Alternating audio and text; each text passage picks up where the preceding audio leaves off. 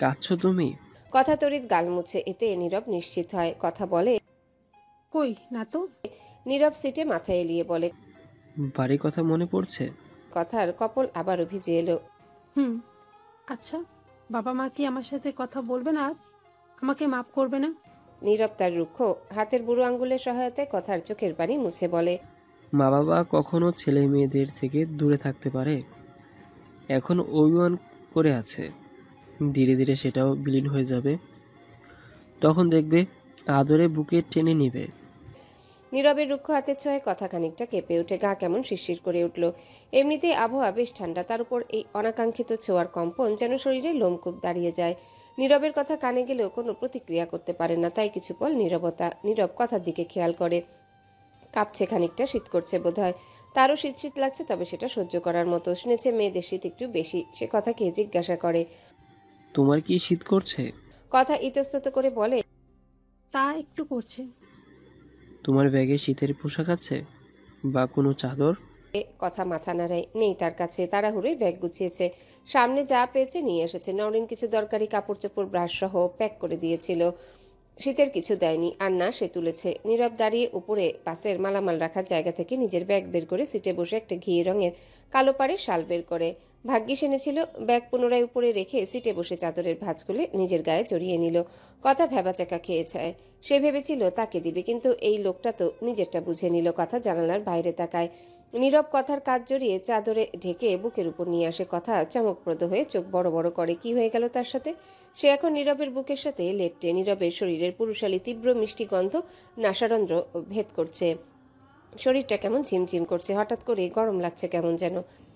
Heartbeat বেড়ে চলেছে তীব্র বেগে, বুকটা কেঁপে কেঁপে উঠছে, কেমন ধরফর ধরফর করছে। কথা নিজেকে একটু শান্ত করে, বুকে মাথা পেতে চোখ মুদে নেয়। নীরবের হৃদস্পন্দনও বৃদ্ধি পাচ্ছে ক্রমাগতভাবে। মা বোন ব্যতীত প্রথম কোনো নারী এ জায়গায় মাথা রেখেছে। শক্তপোক্ত পুরুষালী শরীর একটু কেঁপে উঠল কি। কথা নরম শরীর যেন তনু মঞ্জুরে উষ্ণতা ছড়িয়ে দিল। লম্বা শ্বাস টেনে কথাকে নিজের সাথে আরেকটু চেপে নিল। কথার দম বন্ধ হওয়ার উপক্রম। এই নিরামিষ লোক হঠাৎ আমিষ হয়ে উঠল কিভাবে? সে তার ভালোবাসার মানুষটির বুকে মাথা রেখে আছে, ভাবতেই লজ্জা ঘিরে ধরে তাকে। কপল জোড়া গরম হয়ে যায়। ওভাবে চুপটি করে রয় নববিবাহিত কপত কপতি।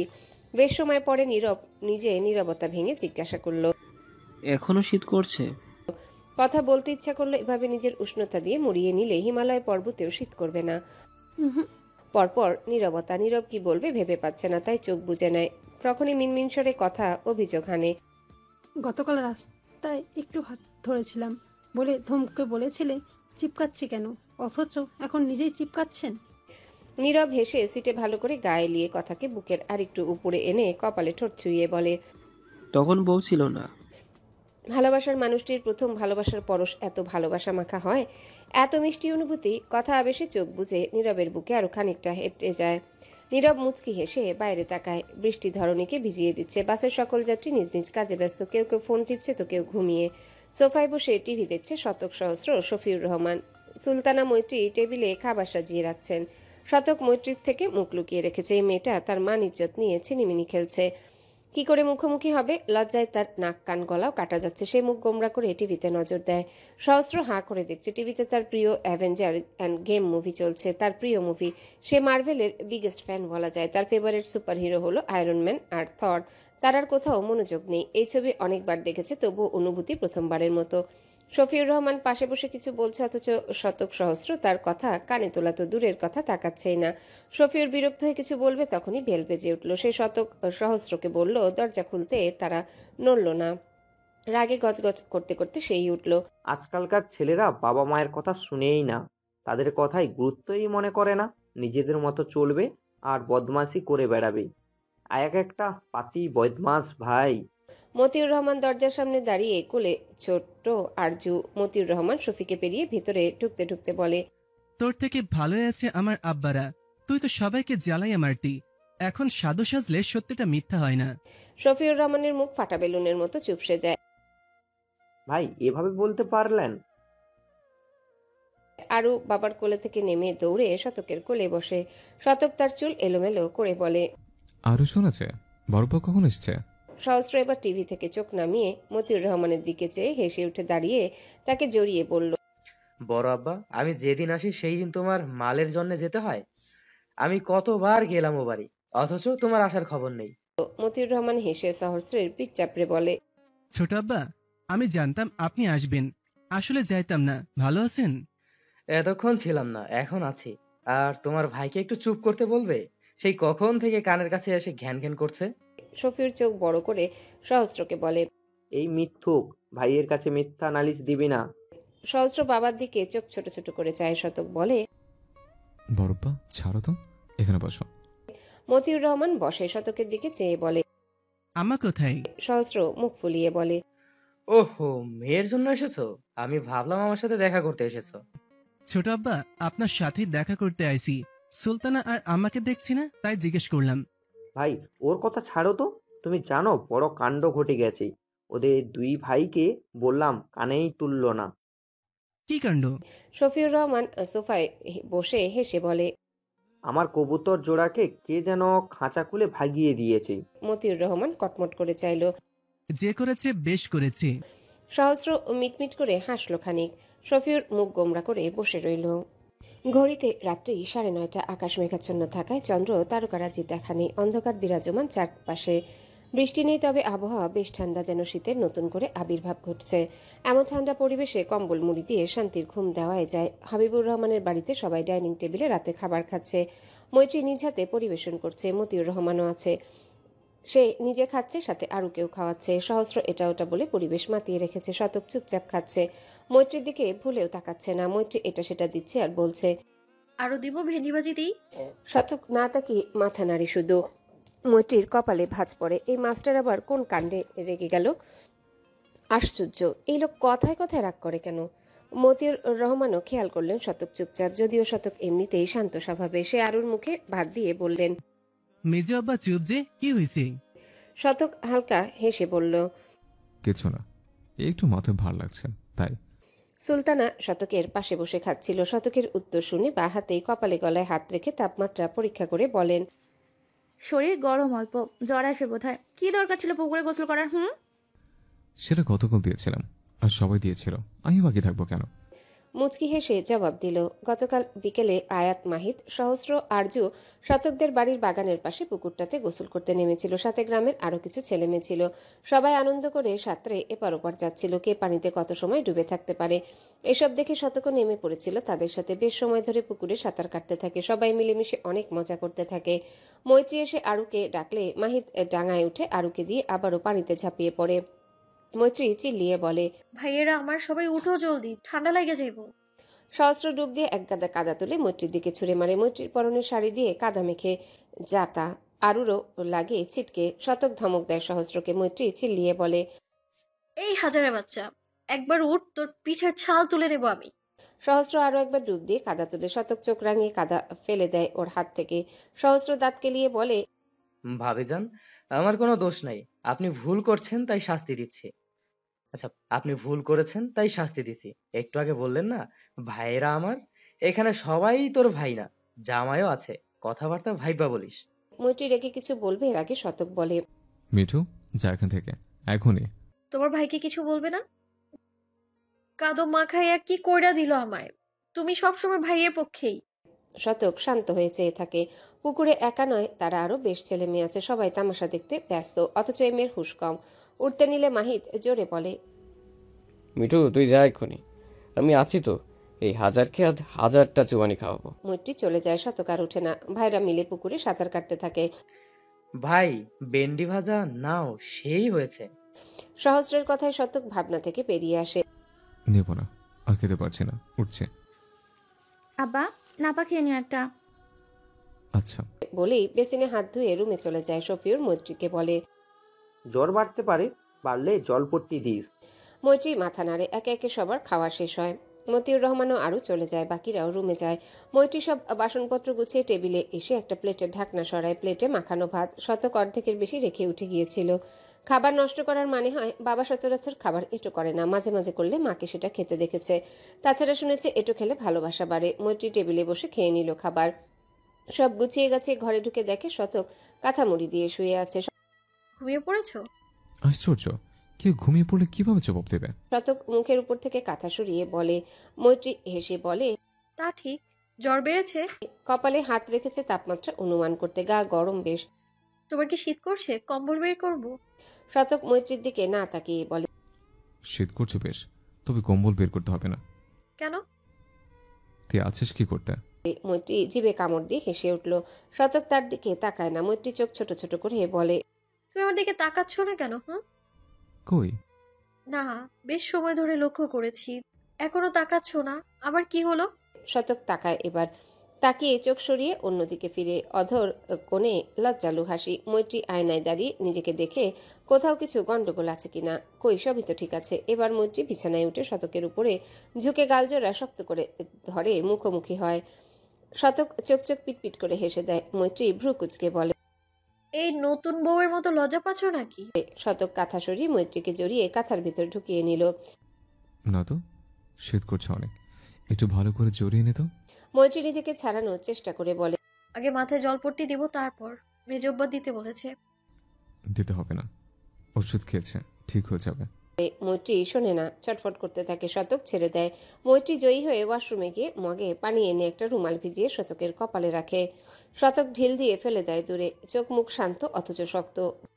আরে ফেলে দিলে কেন? সবসময় রাগ দেখানো ভালো না, কথা কথা মুখ ফুলিও না। বলে রুমালটা এনে পুনরায় ভিজিয়ে কপালে রাখতে নিলে শতক ঝটকা মেরে সরিয়ে দেয়। জ্বরে গা পুড়ে যাচ্ছে না আমার, যে জলপট্টি দিতে হবে অতটা জ্বর আসেনি। বলে ঘুরে শুয়ে পড়ে কাঁথা জড়িয়ে। হালকা জ্বরে কাঁপুনি দিয়ে উঠছে শতক। মৈত্রী কিছু সময় চুপ করে বসে থাকে। তারপর মগ রুমাল টেবিলে রেখে লাইট নিভিয়ে কাঁথা টেনে ভেতরে ঢুকে শতককে পিঠে মাথা রেখে দু হাতে জড়িয়ে বলে, আগে বললে তো হতো, রাগ দেখানোর কি আছে? আসো। শতক ফেরে না। আচ্ছা সরি, এবার হয়েছে, এদিকে ফেরো। তোমার না শীত করছে? করছে না। সরি বললাম তো। বলতে হবে না। তাহলে আসো। আসবো না। লাস্ট বার বলছি, আসো। না। মৈত্রী ছেড়ে দিয়ে সরে আসবে। শতক পাশ ফিরে মৈত্রীকে জড়িয়ে ধরে। মৈত্রী হেসে দু হাতে জড়িয়ে নেয়। শতক উষ্ণতার খোঁজে মৈত্রীর সাথে আর একটু সেটে যায়। পরপর ছোট ছোট চুমু দিতে থাকে। উষ্ণ শক্ত খসখসে হাতের গাঢ় স্পর্শ এখনো তনুমন জুড়ে শিহরণ বয়ে বেড়ায়। মৈত্রী শতকের চুলমুঠো করে ধরে। হাতের আলতো ছোঁয়া বেপরোয়া হয়ে উঠেছে। সরাতে চাইলেও পারে না। দাঁতে দাঁত পিষে বলে, লাগছে তো। শতকের নজর কম্পনরত ওষ্ঠ ধরে নিবদ্ধ হতে শতক আর অপেক্ষা করে না। ভেসে যায় ভালোবাসার সমুদ্রের গহীনে। নিস্তব্ধতা বিরাজ করছে বাসের ভিতর। সবাই ঘুমিয়ে আছে বোধহয়। শুধু বাস চলাচলের আওয়াজ আর রাস্তার গাড়ি ঘোড়া ছুটছে, সেগুলো শাসা আওয়াজ। কথা ঘুমিয়ে পড়েছে নীরবের বুকে মাথা রেখে। নীরবের চোখে ঘুম নেই। সে চিন্তিত ভঙ্গিতে তার নববধূকে পাহারা দিচ্ছে। তার চিন্তার কারণ কথা তার ও পরিবারের সাথে মানিয়ে নিতে পারবে তো? পারবে না কেন? অবশ্যই পারবে। তার জন্য নিজের পরিবারের সাথে লড়াই করতে দ্বিধাবোধ করেনি। আর এটুকু পারবে না? পারবে ইনশাল্লাহ। আর সেই সব পরিস্থিতিতেই তার পাশে থাকবে, তার ঢাল হয়ে, তার ভালোবাসার একান্ত মানুষটি হয়ে। কথার মাথায় চুমু দিয়ে সেখানে থুতনি রেখে বাইরে দৃষ্টি রাখে। বৃষ্টি থেমে গেছে একটু আগেই। ঘন্টা পেরোয়, দিন পেরোয় মাসের পর মাস। সময় ফুরিয়ে যায় চোখের পলকে। 7টা বসন্ত পেরিয়ে গেছে দেখতে দেখতে। মানুষের পরিবারের সাথে সম্পর্কেরও পরিবর্তন সাধিত হয়েছে। ছোট পরিবার ধীরগতিতে বড় হয়েছে। জুম্মার দিন আজ, সাথে সাপ্তাহিক ছুটির দিন। সবাই বাড়িতেই, মতিউর রহমান বাদে। সে দোকানে। মতিউর রহমানের বয়স বেড়েছে কিন্তু মনোবল বা শক্তি কমেনি। মাহিদ তাকে দোকানে বসতে মানা করে, বলে কর্মচারী রাখবে কয়েকজন, সে শুধু মাঝে মধ্যে এসে তদারকি করবে। কিন্তু মতিউর রহমান মানেনি। তার কথা সে অতটাও বুড়িয়ে যায়নি যে কাজ করতে পারবে না। আল্লাহর রহমতে যতদিন সুস্থ থাকবে কাজ করবে, কেননা অলস মস্তিষ্ক শয়তানের কারখানা। কারো কোনো কথা শুনবে না। নিজের জেদে অটল। কেউ মানাতে পারেনি তাকে। এখন বিকেল। মাহিদ বারান্দায় বসে স্টুডেন্টদের পরীক্ষার খাতা দেখছিল। ঝর্ণা উঠোন ঝাড়ু দিচ্ছে। সে এখন সংসারের সব কাজেই পারদর্শী। সব কাজ এক হাতে সামলাবে। খাদিজা বেগমও সাথে করে। তবে ঝর্ণা তাকে মানা করে। ঝর্ণা মাস্টার্স শেষ করেছে অনেক আগে। মাহিদ বলেছিল চাকরির কথা। ঝর্ণাও চেষ্টা করেছে, এখনো করে যাচ্ছে, তবে আশানুরূপ ফল পাচ্ছে না। তবুও হরদম চেষ্টা চালাচ্ছে। খাদিজা বেগমের এই নিয়ে কোনো বিরোধিতা নেই। না মতিউর রহমানের। শিক্ষিত মেয়ে ঘরে বসে থাকবে কেন? ঝর্ণা ঝাড়ু দিচ্ছে। সবটুকু হয়েই গেছে, একটু বাদ আছে, সেই জায়গায় দিতে পারছে না। মেহেদি, ওঠো ওখান থেকে, ঝাড়ু দিব, অন্য জায়গায় বসে খেলো, যাও। মা, তুমি অন্য জায়গায় দাও, আমি এখানেই খেলবো। বসে খেলায় মেতে ওঠে। খেলনা গাড়ি, ঘোড়া, পিস্তল সহ খেলতে থাকে। ঝর্ণা তাকে টেনে এই পাশে আনে। মেহেদি চিল্লাচিল্লি করে, আমি এখানেই খেলবো না। আব্বা মা কথা শোনে না কেন? মাহিদ মাথা তুলে চোখ ছোট ছোট করে চায়। মেহেদির শার্ট প্যান্টে মাটি লেগে হাত পায়েও লেগেছে। তোমাদের জ্বালায় শান্তিতে খাতাও দেখতে পারবো না। আর আব্বু, তুমি মাটিতে বসে খেলছো কেন? কি অবস্থা হয়ে যাচ্ছে দেখেছো? মেহেদি ফোকলা দাঁতে হাসে। 6 বছর চলছে তার। বাবার সাথে তার স্কুলে যায়, প্রথম শ্রেণীতে পড়ে সে। সামনের দাঁত দুটো পড়েছে কিছুদিন হলো। ফোকলা দাঁতের হাসি মিষ্টি লাগছে না, বরং জোকার লাগছে। মাহিদের হাসি পায়, হেসে উঠে বলে, বাপ, তুই দাঁত বের করে হাসবি না। কেমন বিচ্ছিরি লাগে দেখতে, দাঁত বোড়া। হাসি থামাইতে পারি না। বলেই হেসে দেয়। মেহেদি মুখে হাত দিয়ে কাঁদো কাঁদো হয়ে যায়। ঝর্ণাও হেসে দেয়। খাদিজা বেগম এসে মেহেদিকে কোলে ধরে ধুলোবালি ঝেড়ে জড়িয়ে বলে, এত কথা কই থেকে শিখলি? এত পাকনা বুড়ি আসলো বলে। খুশবু, হাসবি না। মানিককে কত সুন্দর লাগতেছে। ছোটবেলায় তোরও সামনের দাঁত পড়েছিল। আয়াত তো তোর সামনেই আসতো না ভয়ে।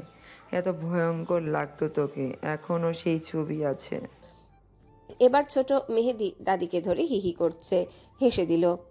ঝর্ণাও হেসে দিল ফিক করে। আম্মা, একটু দেখায়েন।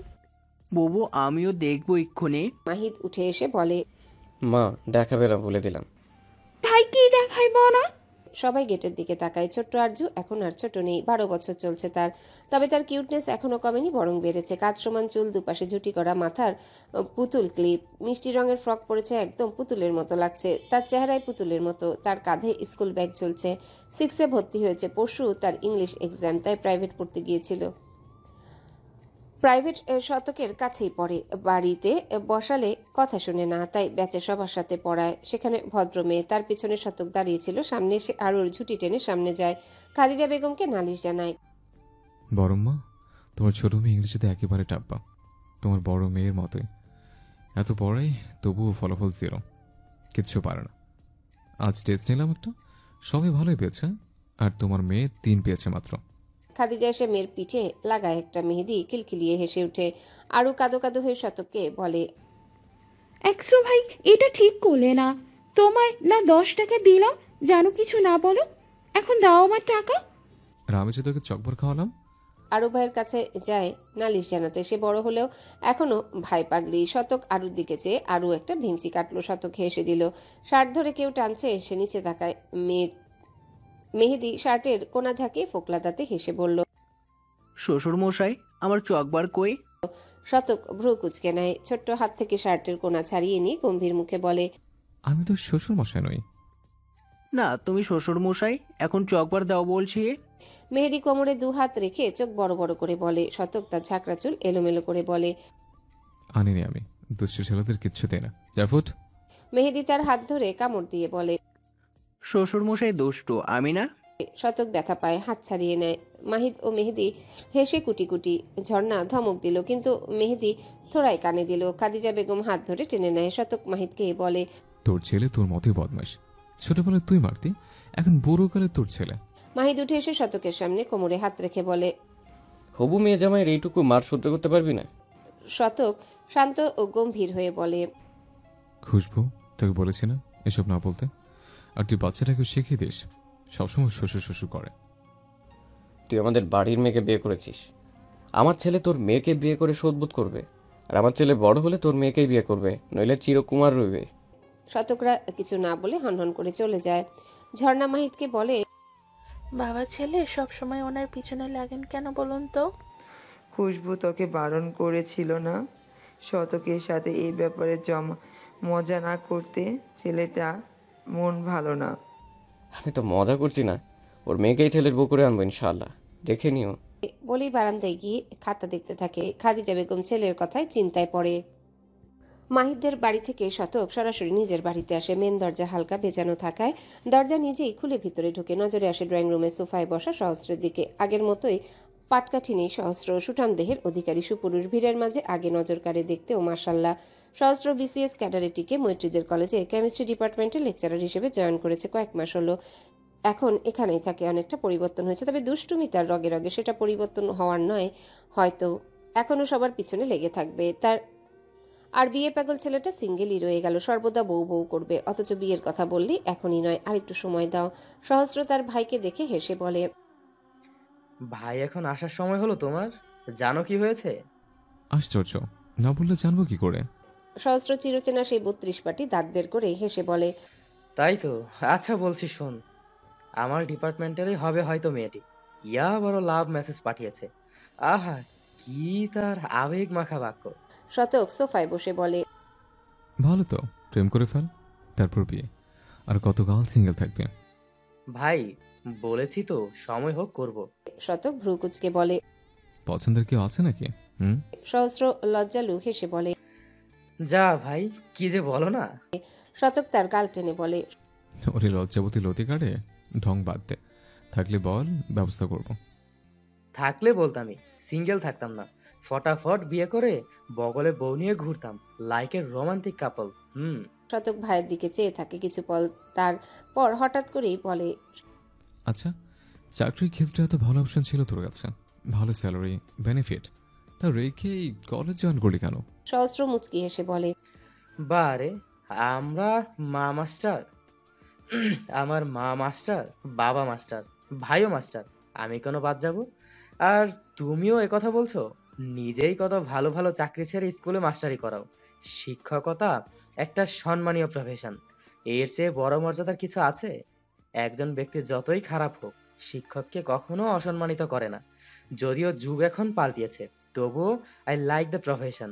রাস্তাঘাটে কোনো স্টুডেন্ট যখন সালাম দেয় না, এত ভালো লাগে, বুকটা প্রশান্তিতে ভরে যায়। শতক হেসে তার মাথার চুল এলোমেলো করে বলে, মা, আব্বা কোথায়? সহস্র হামি তুলে বলে, বুড়ো হয়ে যাচ্ছে তো, তাই ঘুমাচ্ছে। বলেই চোখ টিপ দিল। শতক চোখ রাঙিয়ে রুমের দিকে পা বাড়ায়। মিঠু ঘরে হবে হয়তো। একটু গেলেই সহস্র বলে, ভাই।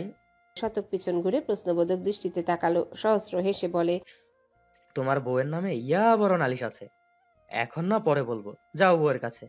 শতকের কপালে ভাঁজ পড়ে। আবার কি নিয়ে বাঁধলো এই দুটোর মাঝে? শতক ভাবনা ঠেলে রুমের সামনে দরজা নক করে ঘরে ঢুকলো। মৈত্রী পা ভাঁজ করে বিছানায় বসে আছে। শতককে আসতে দেখে মিষ্টি হাসি দিল। প্রত্যুত্তরে হালকা হেসে মৈত্রীর পাশে বিছানায় বসে শতক। মৈত্রীর কোলের দিকে ঝুঁকে ছোট্ট প্রাণটার গালে চুমু খায়। প্রাণটি মায়ের বুক থেকে মুখ বের করে তার দিকে তাকে দন্তহীন গালে মুচকি হাসে। মৈত্রী বলে, কি করলে? কত কাঠখড় পুড়িয়ে শান্ত করে ঘুম পাড়াচ্ছিলাম। শতক কিছু বলে না, প্রাণটার হাসির দিকে চেয়ে থাকে। কত মিষ্টি হাসি, দেখলেই প্রাণ জুড়িয়ে যায়। টকটকে অষ্টাধরে মৃদু হাসির রেশ, গোল গোল চোখে বড় বড় পাপড়ি এখনো ভিজে। আবার মায়ের বুকের সাথে লেপটে ছোট ছোট হাত পা নাড়ি মায়ের ওড়না টানছে, আর তার দিকে তাকিয়ে চুপচুপ করে মাতৃদুগ্ধ পান করছে। শতক হেসে আবার তার গালে চুমু দিয়ে বিছানা থেকে উঠে শার্টের বোতাম খুলতে খুলতে বলে, আবার কেঁদেছে? মৈত্রীর হাসি মাখা মুখটা মলিন হয়ে যায়। প্রাণটিকে বুকের সাথে আরেকটু জড়িয়ে বলে, বেশিরভাগ সময় তো কেঁদেই পার করে আমার আম্মাটা। তোমারও মেজমার কোল ছাড়া কারো কাছেই যাবে না, কেউ নিলেই গলা ফাটিয়ে কাঁদে। 6 মাস হলে এই সময় বাচ্চারা কত দুষ্টুমি করে, অথচ আমার মাটা কত শান্ত, কাঁদবে আর টুলু টুলু করে চেয়ে থাকবে। শতক সব শুনে মনোযোগ দিয়ে সাথে শার্ট গেঞ্জি খুলে লুঙ্গিটা হাতে নিয়ে ওয়াশরুমে চলে যায়। মৈত্রীর কোলে থাকা ছোট মেয়েটি সেদিকে চেয়ে ঠোঁট উল্টে কেঁদে দেয়। মৈত্রী মেয়েকে কোলে তুলে বুকের উপর তুলে আদর করতে করতে বলে, আমার আম্মুটা বাবাকে চেনে। বাবাকে যেতে দেখে কেঁদে উঠলো। আমার সোনা মানিকটা কাঁদে। বাবা আসছে তো আরো আদর করবে। আমার আম্মু কাঁদে না। বাচ্চাটা শান্ত হয়। মৈত্রী গালে মুখে চুমু দিয়ে ভরিয়ে দিল, বুকের সাথে আরেকটু লেপটে নিল। মেয়েটা কাঁদলে তারও কান্না পায়। অনেক আদরের, অনেক সাধনার বাচ্চা তার। কত হাহাকার, কত আহাজারি, কত শত মোনাজাতের পরে মহান আল্লাহ তাআলার অশেষ রহমতে তাদের কোল জুড়ে মেয়েটি আসে। প্রথম বাচ্চাটির অ্যাক্সিডেন্ট হওয়ার পরপরই বাচ্চা নেওয়ার চেষ্টা করেছে, তবে সফল কাম হয়নি। মাহির ঝর্ণার কোল জুড়ে মেহেদি আসে। মৈত্রী যখন প্রথমবার ছোট বাচ্চাটিকে কোলে নেয়, তার মাতৃহৃদয় হু হু করে। যদি সব ঠিক থাকতো তাহলে তার কোলও ভরা থাকতো। তার কেয়ারলেসের জন্য তার বাচ্চাটা নিজেকে অপরাধী মনে হতো। প্রতি রজনীতে শতককে জড়িয়ে হাউমাউ করে কেঁদে বাচ্চাদের মতো বাচ্চার আবদার করত। শতক তাকে বুকে টেনে শান্ত করে মাথায় হাত বুলিয়ে সান্ত্বনা দিত। মৈত্রী কখনো শুনতো, আবার কখনো পাগলামি করত। প্রতি মোনাজাতে পরম করুণাময় মহান আল্লাহ তাআলা আনহুর কাছে কেঁদে বুক ভাসিয়ে দিত বাচ্চার আবদারে। তার চেহারার লাবণ্য কমে যাচ্ছিল। রাতভর না ঘুমিয়ে কাদার ফলে চোখের নিচে ডার্ক সার্কেল, খাওয়া দাওয়া অনীহায় শুকিয়ে কাঠ হয়ে গেছিল। পড়াশোনা কোনো রকম চলছিল। হাহাকার ভরা জীবন কিছুটা ব্যস্ত থাকার অজুহাতে পড়াশোনা করতে থাকে। শতক মৈত্রীকে অনেক বুঝিয়ে বলতো, আল্লাহ নিরাশ করবেন না তাদেরকে, একটু ধৈর্য ধরতে বলতো, সব ঠিক হয়ে যাবে, তাদের কোলেও আসবে বাচ্চা। মৈত্রী শুনতো, একটু স্বাভাবিক হয়। পরপর যখন কনসিভ করতে ব্যর্থ হয় তখন আশা ভেঙে যায়, মৈত্রী হতাশ হয়, এবার আবার পাগলামো করে। মতিউর রহমান, খাদিজা, বড়রা সবাই বুঝাতো, মৈত্রী বুঝতো, কিন্তু হায়, মন যে মানে না তার। একবার তো পাগলামি সীমাও লঙ্ঘন করেছে। কথাও নীরব। সেবার বাড়ি আসলে নীরা ও জমেলা বেগম নারাজ হলেও ঝন্টু তালুকদারের কথার উপর কিছু বলতে পারে না। ঝন্টু তালুকদার কথা ও নীরবের বিয়ে ধুমধাম করে আবার পড়িয়েছিল। কথার বাবা দাদার কাছেও গিয়েছিলেন তিনি, তারা মানেনি। তবে ঝন্টু তালুকদারকে অসম্মানিতও করেননি, না কোনো কটু বাক্য শুনিয়েছে, সাদরে আপ্যায়ন হয়েছিল তার। বিয়ের বছরের মাথাতে কথা কনসিভ করে, সময়ে যমজ সন্তানের জননী হয়। মির্জা পরিবার আর রাগ ধরে রাখতে পারেনি, ছুটে এসেছিল মেয়ের কাছে, সাদরে বুকে জড়িয়ে নিয়েছিল মেয়ে ও মেয়ের বাচ্চাদের। মৈত্রী সেবার দ্বিতীয়বারের মতো পা রেখেছিল নীরবদের বাড়ি, প্রথমবার ভাইয়ের বিয়ের দিন। এরপর আর যাওয়া হয়নি। মাহির, ঝর্ণা ও শতকের সাথে বাচ্চা দেখতে গিয়েছিল। বাচ্চা দুটোকে কোলে নিয়ে বেশ কতক্ষণ আদরও করে, এরপর হঠাৎ কেঁদে কথার এক হাত ধরে আবদার করে, আল্লাহ তোমায় একসাথে দুটো বাচ্চা দিল, অথচ আমি হতভাগী। অথবা একটা বাচ্চা আমায় দেবে, খুব ভালোবাসবো, সত্যি বলছি নীরব ভাইয়া। ঝর্ণা অবাক হয়েছিল, তার মাতৃমন কেঁপে ওঠে। একটু ভয়ে মৈত্রীর থেকে এক প্রকার বাচ্চাটি কেড়েই নেয়। নীরব এগিয়ে আসে কথার কাণ্ডে, শতক ধমক দেয় মৈত্রীকে। মাহিত কন্দনরত বোনকে আগলে নেয়, মৈত্রী ভাইকে জড়িয়ে ধরে কাঁদতে থাকে। ঝর্ণা নিশ্চুপ দাঁড়িয়ে মেহেদিকে কোলে নিয়ে নীরব মৈত্রীকে বলে, কথার আচরণে কষ্ট পাইও না, মায়ের মন তো। কোনো মা বাবা কি তার দুধের বাচ্চাকে অন্যকে দিবার পারে? পারলে পারবে কোনো নিষ্ঠুর মা বাবা, আমরা পারবো না। আমার কথায় কষ্ট পাইও না, আল্লাহ শীঘ্রই তোমার কোলেও বাচ্চা দিবে। মৈত্রী ভাইয়ের বুক থেকে মাথা তুলে পুনরায় করুণ সুরে বলে, নীরব ভাই, আপনাদের তো দুটো বাচ্চা, একটা আমার। আর বলতে পারে না। শতক বুঝার পরেই প্রথমবার মতো মৈত্রীর গায়ে হাত তোলে, কষে এক থাপ্পড় লাগায়। মৈত্রী অবাক হয়ে কঠোর শতককে দেখে। শতক তার চাহনি উপেক্ষা করে হাত ধরে টানতে টানতে বাইরে নিয়ে আসে। তৎক্ষণাৎ বাড়ি এসে রুমে ঢুকে দরজা বন্ধ করে মৈত্রীকে বুকে জড়িয়ে নীরবে অশ্রু বিসর্জন করে। মৈত্রী ও শতক ভাই বলে হাউমাউ করে কাঁদতে থাকে। এরপর শতক বাচ্চা দত্তক নেওয়ার সিদ্ধান্ত নেয়, খোঁজ চালায়। কিন্তু এটা গ্রাম, কেউ কি নিজের বাচ্চাকে দত্তক দিতে চায়? শত কষ্টের মাঝেও বাচ্চাকে বুকে জড়িয়ে রাখা মা বাবা কিভাবে দেবে নিজের বাচ্চাকে? পায়নি কোনো বাচ্চা। এরপর মৈত্রী স্বাভাবিক হয়ে যায়, আর পাগলামি করেনি, চুপচাপ থাকতো, কাঁদতো না, স্বাভাবিকভাবেই চলতে থাকে। তবে গভীর রজনীতে শতকের বুকে লেপ্টে অশ্রু বিসর্জন দিত অনর্গল। শতক থামাতো না, বুকের সাথে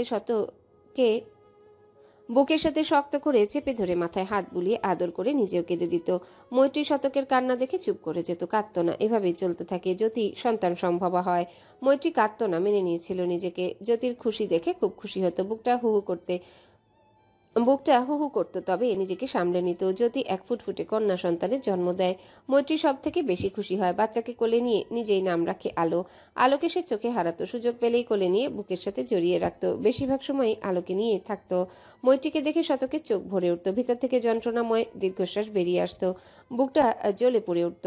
আলোর বছর পেরোতেই মৈত্রী বুঝতে পারে সে সন্তান সম্ভবা। প্রথমে বিশ্বাস হয় না, অনেকবার পরীক্ষা করার পরই বিশ্বাস হয়। খুশিতে চোখ চাপিয়ে সুখের অশ্রুজল গড়িয়ে পড়ে। মোনাজাতে কেঁদে পরম করুণাময় মহান আল্লাহ তাআলা আনহুর শুকরানা আদায় করে শতক মৈত্রী। আলহামদুলিল্লাহ। একে অপরকে জড়িয়ে কাঁদতে কাঁদতে নিজেদের আনন্দ অনুভব করতে থাকে। তাদের পরিবারের সুখ পাখিটা যেন ফিরে আসে, সবাই খুশি হয়। মতিউর রহমান 3টা ছাগল সৎকা করে। মৈত্রী এবার প্রেগন্যান্সি পিরিয়ডে বেশ সতর্ক থাকে, শতকের সব কথা অক্ষরে অক্ষরে পালন করে, বড়দের কথা শুনে চলে, রান্নাঘর থেকে বিদায় নেই, বেশিরভাগ সময় শুয়ে বসে কাটাতো। বিকেলে মতিউর রহমান নিয়ে হাতে বের হতো। 7 মাসের পর মৈত্রী দরকার ছাড়া ঘর থেকেই বের হতো না। শতক মৈত্রীর যত্নে কোনো কমতি রাখেনি। স্কুল ব্যাচ শেষে বাড়ি ফিরে মৈত্রীর সাথে সময় কাটাতো, পেটে কান পেতে বাচ্চার সাথে কথা বলতো। প্রতি নামাজ আদায় করে দোয়া দুরুদ পাঠ করে মৈত্রীর কপালে ফু দিত। অবশেষে এসে মাহেন্দ্রক্ষণ আসে। দীর্ঘ 10 মাস 5 দিন নিজের গর্ভে বাচ্চাকে ধারণ করে অসহনীয় প্রসব বেদনায় জর্জরিত হয়ে মৈত্রী রহমানের কোলে জান্নাত আসে। একটা কন্যা সন্তান ভূমিষ্ঠ হয়। আমাদের ইসলাম ধর্মে যে দম্পতির ঘরে একটা কন্যা সন্তান জন্ম নেয়, আল্লাহ তাআলা তার জন্য পরপারের জন্য একটি জান্নাতের দরজা খুলে দেয়। শতক বাচ্চাটিকে কোলে নেয় প্রথমে। তার তৃষ্ণার্ত হৃদয়ে যেন বাড়িধারা বইতে থাকে। হাহাকারে ভরপুর বুকে শীতলতা ছুঁয়ে যায়, তিক্ত তনুমন ভরপুর হয়ে জুড়ে যায় শীতলাবেশে। মেয়েকে কোলে নিয়ে শতক কাঁদে না, ছোট্ট প্রাণীটিকে দুহাতে আগলে ধরে কপালে চুমু দিয়ে বুকে জড়িয়ে নেয়। নাম রাখে তার ছোট্ট মায়ের শেহনাজ।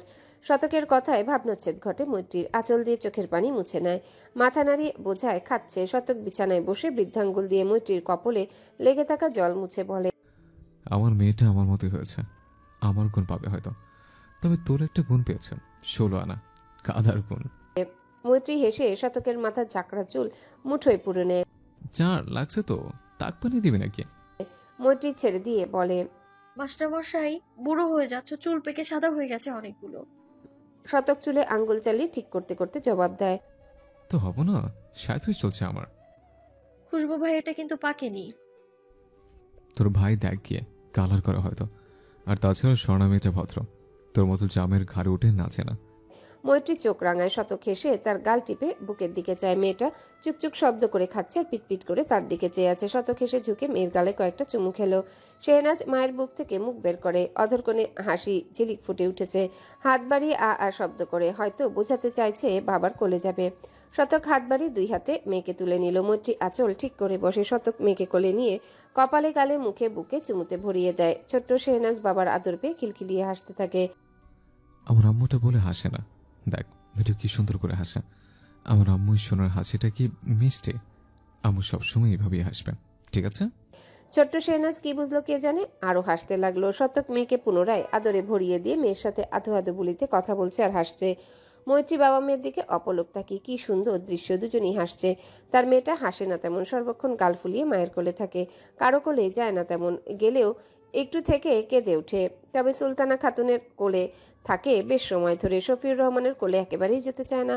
সহস্রের কাছে যায় তবে বেশিক্ষণ থাকবে না, বাকিদের ক্ষেত্রেও তেমনই।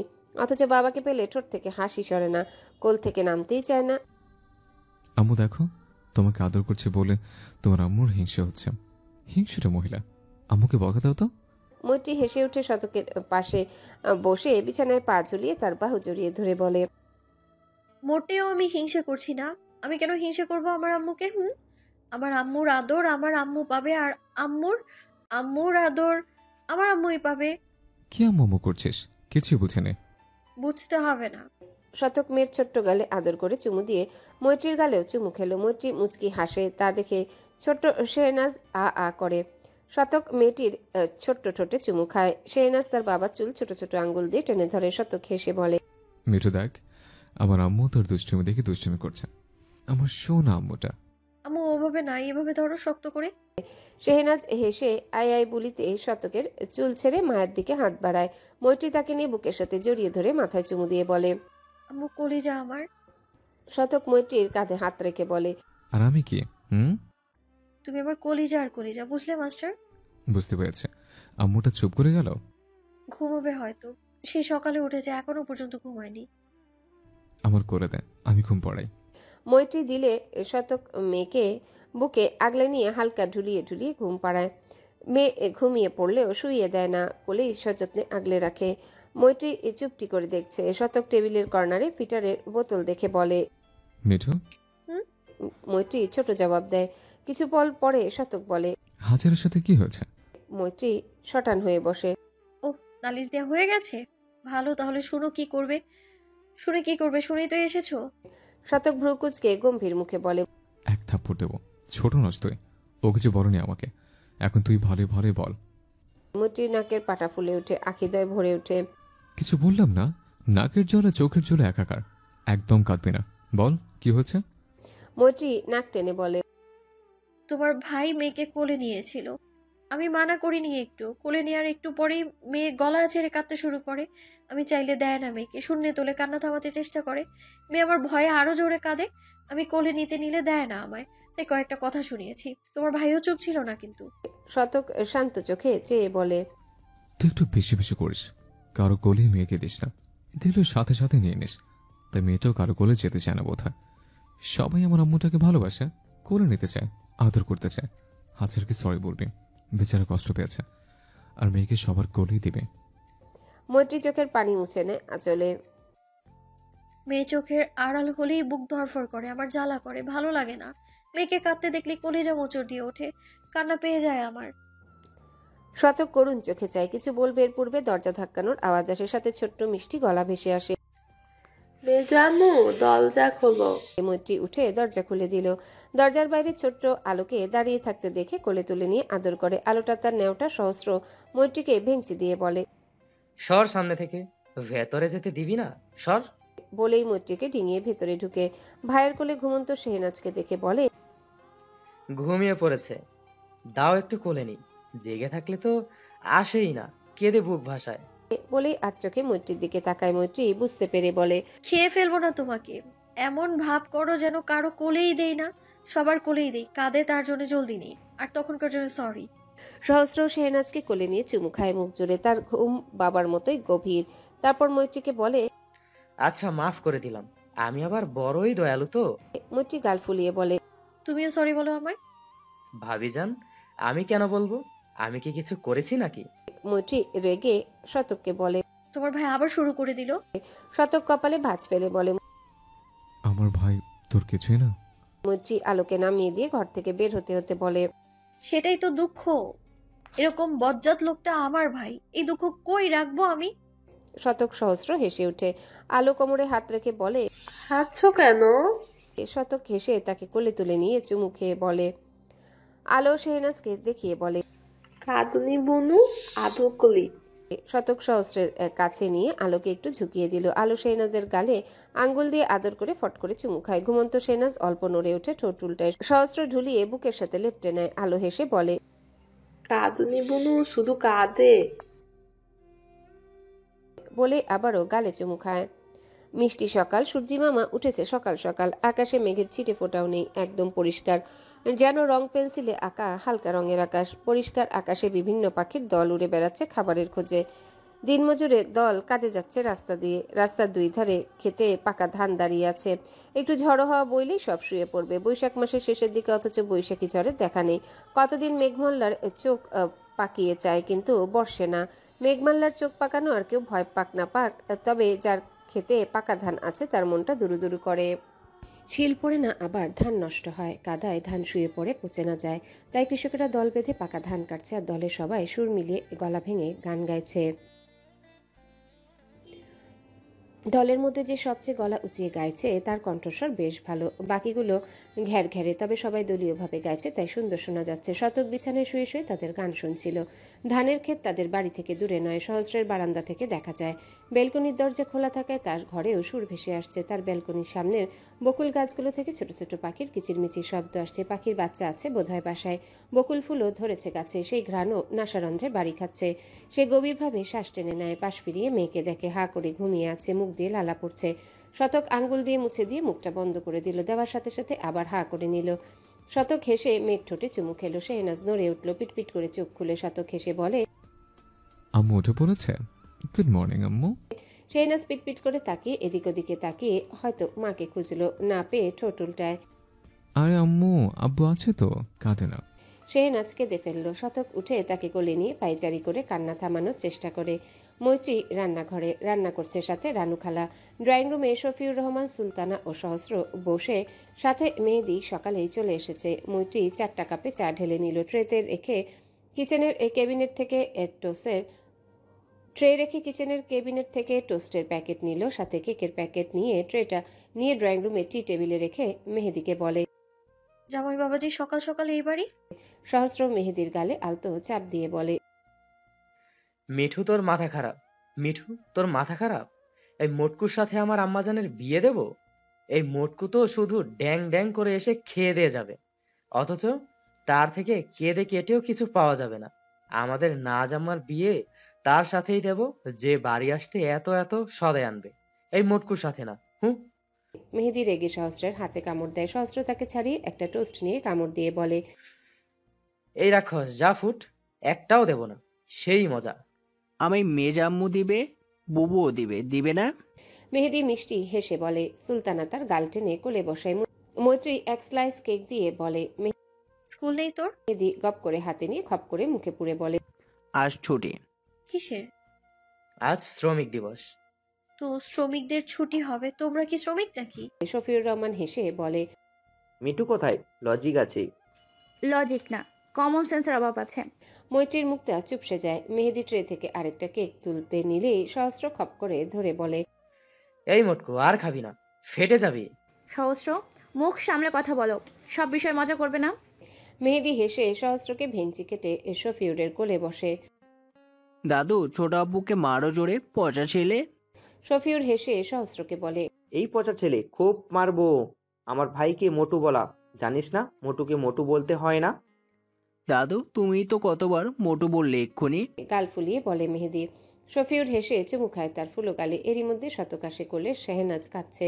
ঘুম থেকে উঠে মাকে না পেলেই কান্না শুরু। মৈত্রী এগিয়ে গিয়ে মেয়েকে কোলে নিয়ে চুমু খেয়ে এটা ওটা বলে শান্ত করায়। শেহনাজও শান্ত হয়ে যায়।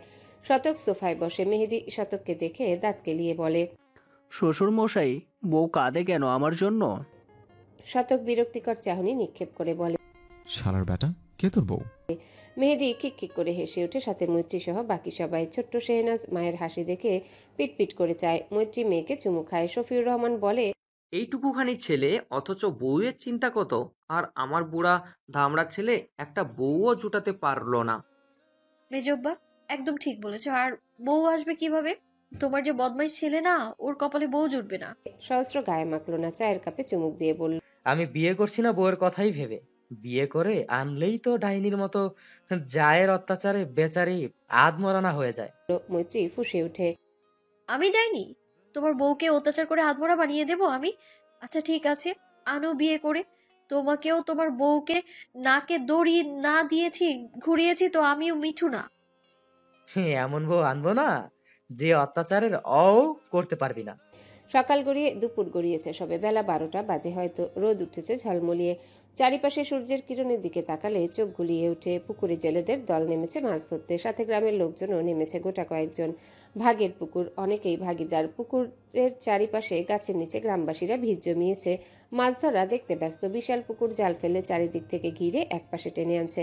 জালের অভ্যন্তরে পুকুরে মাছেরা জলে লাফালাফি করছে। বড় ছোট সিলভার কাপ, কই, কাতল, ধুইরা, তেলাপিয়া আরো বিভিন্ন মাছের সমাহার। আশেপাশে বক উঠছে আর টুপ করে পানির উপরে ভাসমান মাছ ঠোঁটে নিয়ে উড়ে যাচ্ছে। গ্রামের বাচ্চারা সেটা দেখে হইচই করছে। মতিউর রহমান, শফিউর রহমান, হাবিবুর রহমান, আয়াত তার কোলে আলো দাঁড়িয়ে পুকুরের পাড়ে। পুকুরে তাদেরও ভাগ আছে। তাদের অর্ধেক অংশ মাহি ছেলেকে নিয়ে পুকুরে নেমেছে সাঁতার শেখাবে বলে। সহস্র তাল মিলিয়েছে। মেহেদিকে কয়েকটা চুবানিও খাইয়েছে। মেহেদি আর তার কাছেও ঘেঁষছে না। মেহেদি আনন্দে আত্মহারা হয়ে বারবার পিঠে চড়ে সাঁতরে বেড়াচ্ছে। আলো ভাই, বল আব্বু বলে ডাকছে আর খিলখিলিয়ে হাসছে। শফিউর রহমান আয়াতের কোল থেকে আলোকে নিয়ে বলে, আলো সাঁতার শিখবে, নামবে পুকুরে? না না না, ভূত আসছে। তাই? কে বলেছে? বাবা। আয়াত হেসে বলল, মেজব্বা, ভূত আছে তো, সত্যি? শফিউর শয়তানি হেসে বলে, আলো, কোনো ভূত নেই, বোকা বানাচ্ছে তোমায়। দেখ মিহু, আর তোমার বড় আব্বুকে কি ভূত ধরেছে? আরো তো অনেকেই আছে। আলো পুকুর দেখে কাদো কাদো গলায় বলে, আম্মু পচা, আমি গুছো কব। ও দাদু। শফিউর আলোকে আয়াতের কোলে দিয়ে কেটে পড়ে। আলো আয়াতের চুল টানছে পুকুরে নামবে বলে। আয়াত মেয়েকে ছাড়াতে ছাড়াতে বলে, মেজব্বা, কি করলে? তুমি আর ভালো হলে না। মতিউর রহমান এসে ছাড়িয়ে নিয়ে কোলে তুলে নিল আলোকে। বুবু, বাবাকে মারতেছো কেন? পাগারে না বাবা?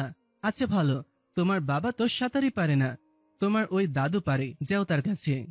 শফিউরকে দেখিয়ে বলে মতিউর রহমান। আলো কোল থেকে নেমে দৌড়ে শফিউরের পা ঝাপটে বলে, দাদু, গুছো কব।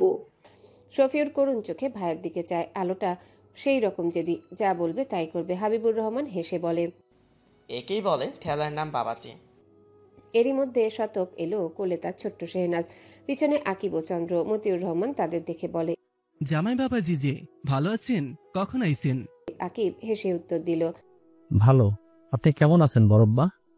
এরপর সবার সাথে কুশল বিনিময় করে পুকুরে মাছ দেখতে লাগলো। শতক মেয়েকে নিয়ে গাছতলায় যায়। মেয়েটার না রোদ লাগে। সেখানে গেলে কিছু ছেলে মেয়ে সালাম দেয়, স্যার বলে কথা। শতক হেসে উত্তর নিয়ে পড়াশোনার কথা জিজ্ঞাসা করে। এরই মধ্যে এক মহিলা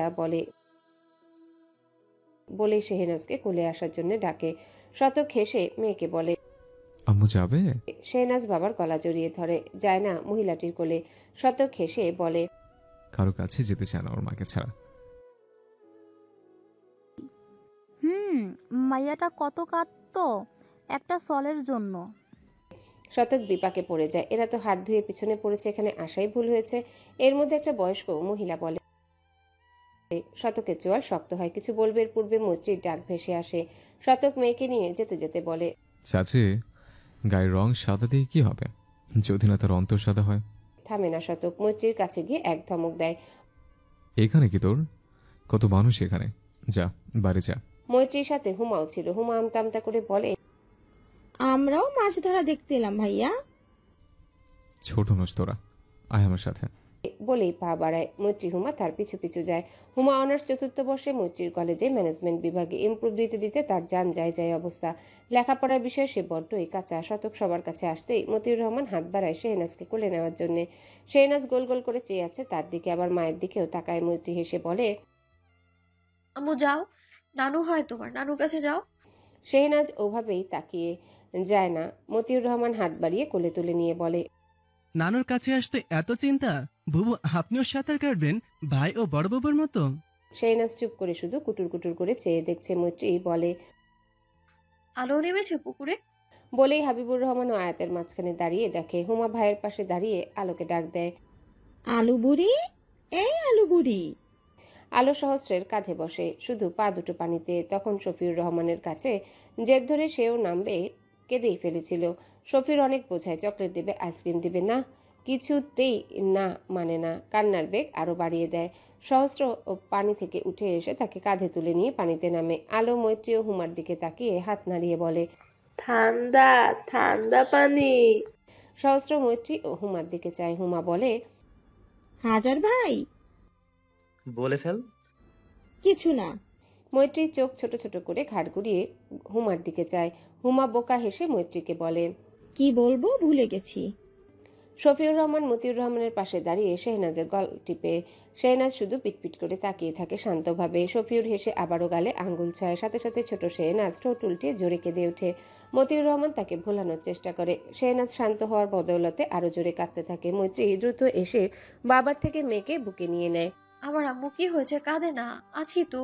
আম্মু দেখো কত মাছ, ওই দেখো আপু ভাই, মামা।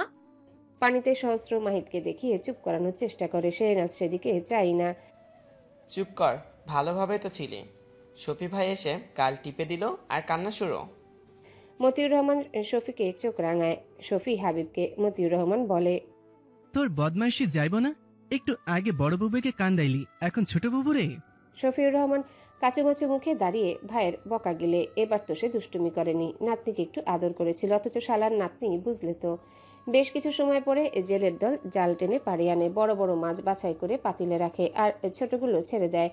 ছোট মাছ ও পুঁটি মাছ রাখে। সব বাছাইয়ের পর মাছ ভাগ করে দেয় পুকুরের ভাগিদারদের। মতিউর রহমানদের ভাগের মাছ নিয়ে তারা বাড়ি ফিরে। সহস্র, মাহিদ ও মেহেদি, মৈত্রী, হুমা আগেই বাড়ি ফিরে। মাছের বালতি হাতে নিয়ে মতিউর রহমান বাড়ির ভিতরে ঢুকে উঠোনে। মোহনা ও শাহিনুরকে দেখে খুশি হয় বেশ। শুধু মোহনা, শাহিনুরই, আর কেউ আসেনি। নুরাপা, মোহনা, ভালো আছে সবাই? বাড়ির সবাই, বাচ্চারা কেমন আছে? তোরা কখন আইলি? শাহিনুর পানির পিক উঠোনে ফেলে বলে, ভালোই আছি, একটু আগেই আইছি। মোহনা আর আমি শবনমের জামাইয়ের সাথে। তুই ভালো আছিস? মতিউর মাথা নাড়ে। শাহিনুর মোহনাদের মধ্যে দাঁড়িয়ে মোহনার মাথায় হাত বুলিয়ে বলে, মোহনা, তুই দেখে বুড়িয়ে গেলি। মোহনা হেসে বলে, বুড়ি হব না? বয়স কত হলো? তোমার মতো জোয়ান থাকবো নাকি? ভাই, তোমাকে কিন্তু এখনো আগের মতোই লাগে। আরেকটা বিয়ে করানো যাবে। খাদিজার দিকে তাকিয়ে বলল মোহনা। শাহিনুর ও সায় জানায়, ঠিক কইছস মতি, দাদা নানা হইল, অথচ এখনো চ্যাংড়া চ্যাংড়া লাগে। শুধু চুলগুলো পেকে গেছে। বিয়ে করলে সুন্দরী মাইয়া পাইবি। কি যে বলিস না বউ। মতিউর হেসে বলে। খাদিজা বেগম আর চোখে তাকিয়ে সব শুনে আর মুখ ফুলিয়ে নেয়।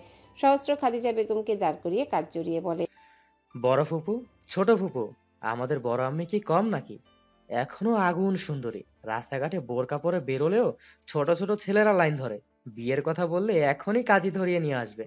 খাদিজা সহস্রের বাহু থেকে বেরিয়ে পিঠে একটা চাপড় মারে। সবাই হেসে উঠে। মতিউর রহমান বলে, আব্বাজান, কার তো সাহস আমার বাড়ির গিন্নিরে লাইন মারে? এক্ষুনি ঘাড় আলাদা করে দিব।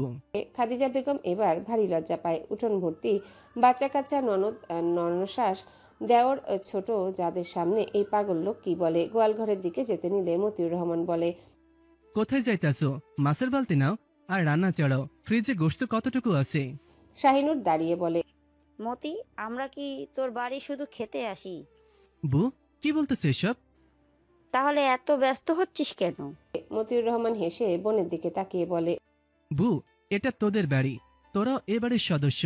এখানে থাকিস আর না থাকিস, শ্বশুরবাড়ি মেয়েদের খাওয়া দাওয়া কেমন হয় জানা আছে। সবাইরে খাওয়ানোর পরেই তারা খায়। মাছ রাঁধলে সবাইরে দেওয়ার পর তাদের পাতে জোটে না। মাংসে শুধু আলু ঝোল, বাচ্চা কাছে হইলে তাদের পাতে দিতেই সব ফুরিয়ে যায়। সারাটা দিন খাটাখাটনির পরও আরাম নেওয়ার সুযোগ নেই। শোন, আল্লাহর রহমতে তোদের ভাইদের অভাব নেই। বাপের বাড়ি আইসা যতদিন থাকবি রানীর হালে থাকবি। শাহিনুর মোহনার চোখ ভরে ওঠে। বিয়ের পর মেয়েরা কিভাবে নিজেদের শ্বশুর বাড়ি মানিয়ে নেয় সেই গল্প শুধু তারাই জানে। মোহনা ভাইকে জড়িয়ে ধরে। শাহিনুর মতিউরের মাথায় হাত বুলিয়ে বলে, তুই একটুও বদলালি না নাকি বিয়ের পর আর বাচ্চা নেওয়া হওয়ার পর? বাবা মা মারা যাওয়ার পর ভাইরা নাকি বদলে যায়, কই আমাদের মতি তো বদলায়নি। মতিউর রহমান মোহনার মাথায় হাত বুলিয়ে দেয়। হাবিবুর রহমান শাহিনুরের পাশে দাঁড়িয়ে মুখ ফুলিয়ে বলে, বু, আমরা কি বদলে গেছি নাকি? শাহিনুর ওর কান টেনে বলে, হ্যাঁ গেছিস তো। আগে এইটুকু ছিলি, এখন বুইড়া হয়ে গেছিস। শফিউর হেসে বলে, আমাকে তো তোমরা ভুলেই গেছো বু। মোহনা এগিয়ে গিয়ে শফিউরের চুল মুঠি করে ধরে বলে, বদমাস, তোকে বলবে কে? শয়তানের নানা তুই। শতক, মৈত্রী সহ সবাই উঠোনে দাঁড়িয়ে ভাই বোনের মেলাবন্ধন দেখতে ব্যস্ত। শতক ঘুমন্ত মেয়েকে বুকে জড়িয়ে মৈত্রীর কানে কানে বলে, এখন বুঝতে পেরেছে কথায় কথায় চুল ধরার গুণ কার থেকে পেয়েছিস। মৈত্রী হেসে বলল, ফুপুর ভাস্তি দেখতে হবে না? সহস্র পাশ থেকে বলে, খুব দেখতে পারছি। তবে ফর ইওর কাইন্ড ইনফরমেশন, তোকে বড় আব্বা কুড়িয়ে পেয়েছে। এতদিন লুকিয়ে রাখার জন্য দুঃখিত। শবনম সহস্রের কনুই ধরে টেনে বলে, সহস্র শুধু মৈত্রীকে না, তোকেও কুড়িয়ে এনেছে। তোরা দুজনে একই পরিবারের। মাহির ছেলেকে পিঠে চড়িয়ে বলে, আপা বলিস না, বেচারারা না কাইন্দা দেয় শোকে। এই তোরা কাঁদিস না, তোরা পর হইলেও আপন ভাই বোনের মতোই ভালোবাসি। হুমা মাহিদের পাশে দাঁড়িয়ে সব শুনে বলে, ভাগ্যিস আমি আব্বা আমার মেয়ে। মিঠুপু হাজার ভাই, তোদের জন্য কষ্ট হচ্ছে।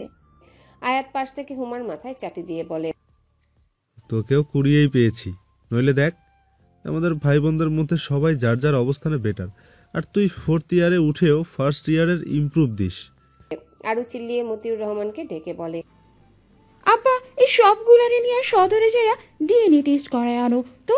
আমি শঙ্কায় আছি কে কে আমার ভাই বোন। আরুর চিল্লানোতে সবাই তার দিকে চায়। আয়াত আরুর মুখ চেপে ধরে। সুলতানা জিজ্ঞাসা করে, কি হয়েছে? শবনম হেসে বলে, কিছু না মা। আয়েশা সিদ্দিকা মাছের বালতিতে উকি দিয়ে বলে, অনেক মাছ, তাড়াতাড়ি কুটতে হবে নইলে নরম হয়ে যাবে। জ্যোতি, যাও দা নিয়ে আসো ঘর থেকে। আনছি আম্মা। জ্যোতি আলোকে বিন্দুর কোলে দেয়। আমি আনছি বটি। মতিউর, শফিউর, হাবিবুর 3 ভাই বাজার করতে বেরিয়েছে। ঝর্ণা, জ্যোতি, আয়েশা, খাদিজা, মোহনা আর শাহিনুর ছোট ছোট পিড়ায় বসে মাছ কুটছে। 4টা কাতল, 6টা সিলভার কাপ, বেশ কিছু কই, তেলাপিয়া, শৈল, ধুইরা মাছ, সাথে অনেকগুলো পুঁটি মাছ আছে। 1 আঙ্গুল পরিমাণ দীর্ঘ। সবাই মাছ কুটছে বিভিন্ন আলাপে মজে। আকিব দোকান থেকে বড়দের জন্য বাদাম, ছোলা, কালাই সহ ছোটদের জন্য বিভিন্ন চিপস এনেছে। অবশ্যই মাহিদ ও সহস্রের চাপে পড়ে। এরকম কয়েক ডজন সালাশালি থাকলে পথে বসতে সময় লাগবে না। সবাই বারান্দায় বসে সেগুলো খাচ্ছে আর লুডু খেলছে। আলো ঘুমিয়ে পড়েছে। মেহেদি বাবার ছক্কা চালছে। আকিব, আয়াত ও সহস্র খেলছে। আরু আর বিন্দু বসে খোলা কুতকুত খেলছে। সুলতানা মৈত্রী বাচ্চাকে কোলে নিয়ে বসে শবনমের ফোনে ভিডিও দেখছে। চন্দ্র তার ফোনে ব্যস্ত। সে এবার এইচএসসি পরীক্ষার্থী। হুমা সহস্রের পাশে বসে। সহস্র তাকে বলে, বাদামের খোসা ছাড়িয়ে দে তো। মৈত্রী ঘাড় ফিরিয়ে বলে, তোমার হাতি শুধু অন্যকে আড়ন্তি। এই হোমু, খবরদার দিবি না, এসেছে মহারাজা। হ্যাঁ। সুলতানা ও শবনম মৈত্রীর দিকে চায়। মৈত্রী জিভে কামড় দেয়। হুমা বাদামের খোসা ছাড়িয়ে লুকিয়ে সহস্রের হাতে দেয়। সহস্র হেসে মুখে পুড়ে নেয়। আকিব বলে, শালাবাবু, এবার তো বিয়েটা করে ফেলো। ভাগ্নে বিয়ে করাতে হবে তোমাদের, আর তুমি কিনা এখনো সিঙ্গেল। চন্দ্রখানিক লজ্জা পেয়ে উঠে যায়। সহস্র বলে, তো কি হয়েছে, মামা ভাইকনা একসাথে বিয়ে করবো, তাই না চাঁদ মামা? বিন্দু ফট করে বলে ফেলে, মামা ভাইয়ের গার্লফ্রেন্ড আছে কিন্তু। চন্দ্র যাওয়া বাদ দিয়ে ফিরে এসে বিন্দুর পিঠে একটা লাগিয়ে বলে, একদম মিথ্যে বলবি না, মিতা আমার জাস্ট ক্লাসমেট। সুলতানা চোখ ছোট ছোট করে বলে, জাস্ট ফ্রেন্ড থেকে অনেক কিছুই হয় না ভাই। নানু, আমি এখনো ছোট, ওসব বলবে না। বলেই চলে যায়। তার যাওয়া দেখে সবাই হেসে ওঠে। শেহনাজ আ আ করে ওঠে। শবনম হাত বাড়িয়ে তাকে কোলে তুলে বলে, আমাদের নাচপুরা শতকের ফটোকপি। শেহনাজ ঠোঁট উল্টায়। শবনম মৈত্রীর কাছে দিয়ে বলে, এই মেয়ে তো কারোর কোলেই যায় না। মেহেদি বাবার কোল থেকে উঠে এসে শেহনাজের গাল টিপে বলে, আমার বউ শুধু কান্না করে, কাঁদুনি বুড়ি একটা। শতক এতক্ষণ চুপ ছিল। মেহেদির কথায় মৈত্রীর কোল থেকে মেয়েকে নিয়ে বলে, আমার মেয়েটা তোর বউ নয়, আরেকবার বললে বাপ্পাটাকে ঘরে দিয়ে আসবো, বুঝলে? মাহিদ ছক্কা ঝাঁকিয়ে বলে, ভাই কথাবার্তা সাবধানে বলিস, তোর মেয়ে তো আমার বাড়িতেই আসবে। শতক মেয়েকে নিয়ে আড্ডাখানা থেকে সরে এসে ফুপুদের কাছে আসে। এই শবনম।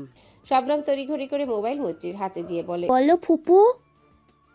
বটি আগলা রাইখা তো মাছ কোট, তোর মা তো পারে না, তুই তো পারিস নাকি? শবনম মুখ ছোট বানিয়ে বলে, পারি, কুটছে। বলে পীড়ায় বসে নাক সিটকে মাছ হাতে নেয়। সুলতানা চোখ পিটপিট করে মোবাইলে মনোযোগ দেয়। এইসব কাজ তার দ্বারা হবে না। শাহিনুর মৈত্রীকে ডাক দেয়। মৈত্রী ফোন ও মেজো আম্মার হাতে দিয়ে উঠোনে আসে। শাহিনুর মাছের চাকা বানাতে বানাতে বলে, বিয়ের পর দেখছি কাজ সব ভুইলা গেছিস, তোকে নতুন করে বলতে হইব। ভুইলা যাস না রে মেয়ে জাতি, ঝর্ণার মতন তুইও এই বাড়ির বউ। মৈত্রী মায়ের দিকে তাকিয়ে বলে, মেয়েটা যদি কাঁদে আইসটা হাতে কিভাবে সামলাবো আমি ওকে? আয়েশা চোখ ছোট ছোট করে বলে, বৌমা, তোমার মেয়েকে সামলানোর মানুষের অভাব, কামচোর হয়ে যাচ্ছিস দিন দিন মিঠু। শতক হেসে মেয়েকে চুমু দিয়ে মৈত্রীর কোলে দিয়ে বলে, ছোটম্মা থাক, বটি দাও, আমি কোটে দিই। মোহনা সুলতানার দিকে তাকিয়ে বলে, ভাবি, তুই ছেলেকে দিয়ে মাছ কুটিয়েছিস? সুলতানা মাথা নেড়ে না বোঝায়। শতক হেসে বলে, ফুপি পারি, আমি মেসে থাকতে শিখেছে। শবনম ভাইকে খোঁচা মেরে বলে, বউয়ের জন্য দরদ উতলে উঠছে। নিস্তব্ধ গভীর রাত, অথচ মতিউর রহমানের বাড়িতে হইচই লেগেই আছে। সবাই ড্রয়িং রুমে বসে আড্ডা দিচ্ছে। মৈত্রী মেয়েকে কোলে নিয়ে ঘুম পাড়ানোর চেষ্টা করছে। মতিউর রহমান বোনের পাশে বসে, খাদিজা সহ সবাই নিচে ফ্লোরে বসে মোবাইলে পুরাতন পিকচার দেখছে। মতিউর রহমান সবাইকে উদ্দেশ্য করে বললেন, সবার সাথে আমার জরুরি একটা কথা আছে, সবাই শোন। সবাই সোজা হয়ে বসে তার দিকে চায়। মতিউর রহমান বলেন, ছোট আব্বার বিয়ের বিষয়ে। সবাই সহস্রের দিকে চায়। সহস্র চটজলদি ফ্লোর থেকে উঠে মতিউর রহমানের পাশে বসে মুচকি হেসে দুহাতে মুখ লুকায়। মৈত্রী ফিক করে হেসে দেয়। ধীরে ধীরে সবাই যোগ দেয়। হুমায়রা ধীরে ভিড় ঠেলে উঠে মতিউর রহমানের পিছনে দাঁড়ালো। কেউ তাকে খেয়াল করে না। শফিউর বলে, ভাই কি কথা, জলদি বলো তো, এই ছেলে আবার লুকিয়ে বিয়ে টিয়ে করেনি তো? বাচ্চাও আছে কি? মোহনা শফিউরের পাশেই বসেছিল। তার পিঠে একটা আস্ত কিল বসিয়ে বলে, তোর সব সময় ফাইজলামি। ভাই তুমি বলো। মতিউর রহমান শান্তভাবে বলে, হাবিব, সেজো আম্মা বড় হয়েছে মাশাআল্লাহ। ছোট আব্বা ও মেজো আম্মার 4 হাত এক করে দিতে চাই, তোর কোনো আপত্তি আছে? সবাই অবাক হয়ে তাকিয়ে আছে। কারো মুখ দিয়ে কথা বেরোচ্ছে না। আয়েশা পাশে মেয়েকে খুঁজে না পেয়ে সামনে তাকিয়ে দেখে মতিউর রহমানের পিছনে মাথা নিচু করে দাঁড়িয়ে। তার মেয়েটা এত বড় হয়ে গেছে। হাবিবুর রহমান একবার সহস্রত একবার ভাইয়ের দিকে চেয়ে আছে। শফিউর রহমান নিশ্চুপ। সুলতানা বলল, ভাইয়া, আপনি এখন এটা বলবেন না যে তারা দুজন অনেক একে অপরকে ভালোবাসে। আমরা কখনো নজরেও আসেনি এইসব কিন্তু। হ্যাঁ, মতিউর রহমান হেসে বলল, সুলতানা, তোমার ছোট ছেলেকে তুমি পুরোপুরি চিনতেই পারোনি। সে যাই হোক, আপত্তি আছে কারো? থাকলেও কিছুই করার নাই। ভাই, আপত্তি থাকবেন কেন? নিজে ছেলে, আর সবচেয়ে বড় কথা মেয়ে আমাদের দূরে পাঠাতে হবে না। আমারও আপত্তি নেই, ছেলে বিয়ে করলেই হলো। সুলতানাও সাই জানালো। সকলেই মেনে নেয়। শতক সহস্রের কাছে এসে বলে, সহস্র মাথা চুলকে হাসে।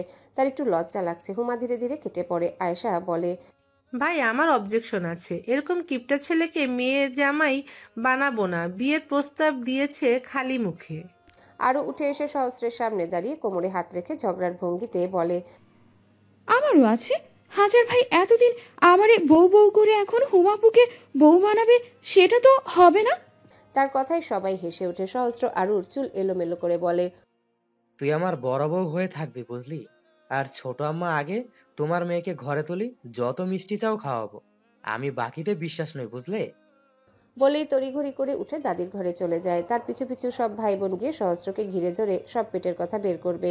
শবনম বলে, আমরা তোকে বিয়ের কথা বলে বলে বলে বলে পাগল হয়ে গেলাম, আর তুই কি না আমাদের জানালে কি আমরা ভিলেন হতাম নাকি?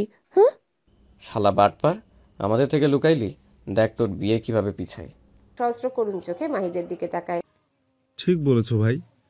এই তুই আমার বোনের সাথে চক্কর চালাচ্ছিস, অথচ আমরা টেরও পেলাম না, ভাবা যায়? শতক সহস্রের পাছে একটা লাথি মেরে বলে, শালা ভাই, কাল বিকেলেও বললাম কোনটা পছন্দ টছন্দ আছে নাকি, বলে কিনা থাকলে আর সিঙ্গেল থাকি, বিয়ে করে বউকে বগলে নিয়ে রোমান্টিক কাপড়ের মতো ঘুরতাম। এই এখন কি বলবি? সহস্র পড়তে পড়তে বেঁচে যায়। শতকের দিকে তাকিয়ে বলে, তোমরা সবাই যদি চোখ থাকিতে অন্ধ হও তো আই কি করতাম?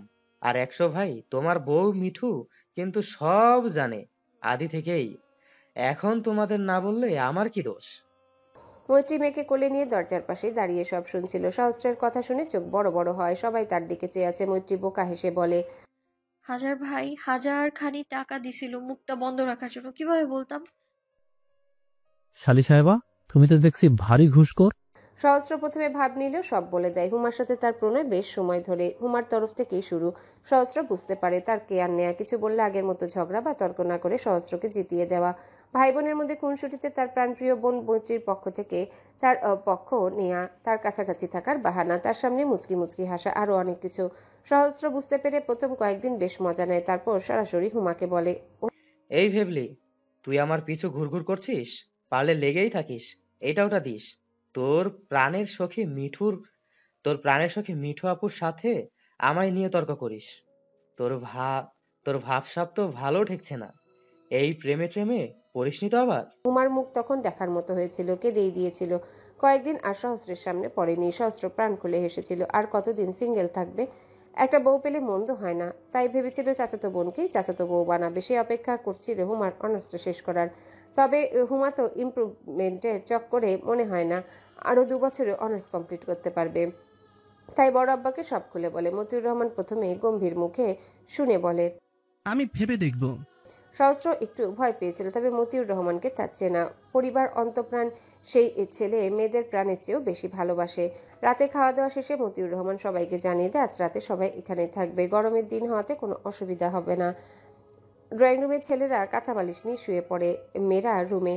মোহনা শাহিনুর মায়ের ঘরে, তবে মৈত্রী নিজের রুম ছাড়ে না। মেয়েটা গরম সহ্য করতে পারে না, বেশি মানুষের ভিড়ে ভয় পায়, আর রাতে কাঁদলে সবার ঘুমে ডিস্টার্ব হয়। তাই সে শতক আর তার মেয়ের জন্য সবাই রুম ছেড়ে দেয়। শতক সবার বিছানা ঠিক করে কয়েল জ্বালিয়ে দেয়। টেবিল ফ্যানটাও সেট করে দিয়ে রুমে এসে দেখে মৈত্রী শুয়ে মেয়েকে খাওয়াচ্ছে। সে ওয়াশরুম হয়ে এলো, এসে গায়ে টি শার্ট খুলে, গরম পড়েছে বেশ। মেয়েকে মাঝখানে রেখে বালিশে মাথা এলিয়ে কাত হয়ে মেয়ের দিকে চায়। মেয়ের গালে মুখে আদর করে মাথায় হাত বুলিয়ে দেয়। ঘুমের ঘোরে চুকচুক শব্দ করে মাতৃদুগ্ধ পান করতে থাকে শেহনাজ।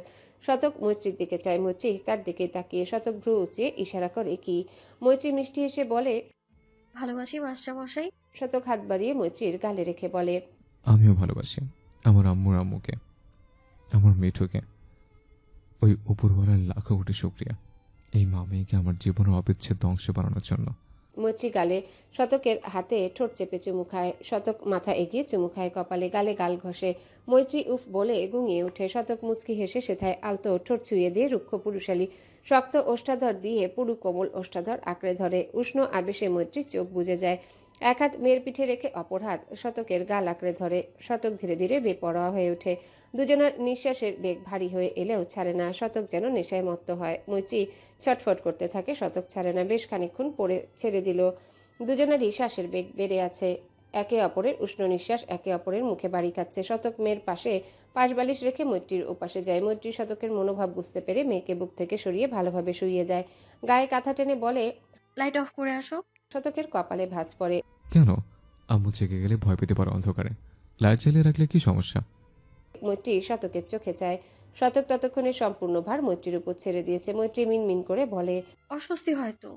শতক মৈত্রীর ঘাড়ে মুখ গুজে ছোট ছোট চুমুতে ভরিয়ে দিতে দিতে বলে, আশ্চর্য, অস্বস্তির কি আছে? আমি তো আরেক বাচ্চার মা হয়েও অস্বস্তির কথাটি মানাচ্ছে না। অসভ্য মাস্টার। বলেই শতকের গলায় দন্ত বসিয়ে দেয়। শতকের এসব সয়ে গেছে। তো ধরি তো। মৈত্রী শতকের পিঠ খামচে ধরে, শতকার সময় ব্যয় করে না। মৈত্রীকে নিয়ে হারিয়ে যায় ভালোবাসার গহীন সমুদ্রে। ছোট্ট শেহনা ঝা করে গভীর ঘুমে আচ্ছন্ন মুখ দিয়ে লালা গড়িয়ে পড়ছে। অন্ধকার রাতে ঝিঝি পোকার দল ডেকে যাচ্ছে অবিরত। একটা পাখির ডাক ভেসে আসছে মৃদু আওয়াজে ফুটিক জল। মাঝে মাঝে শিয়ালের হাঁকও শোনা যায়। শিয়ালের হাঁক শুনে কুকুরের দল ভুকে ওঠে। গরুর বাছুর ভয়ে মা গরুর সাথে সেটি গিয়ে হাম্বা হাম্বা করছে।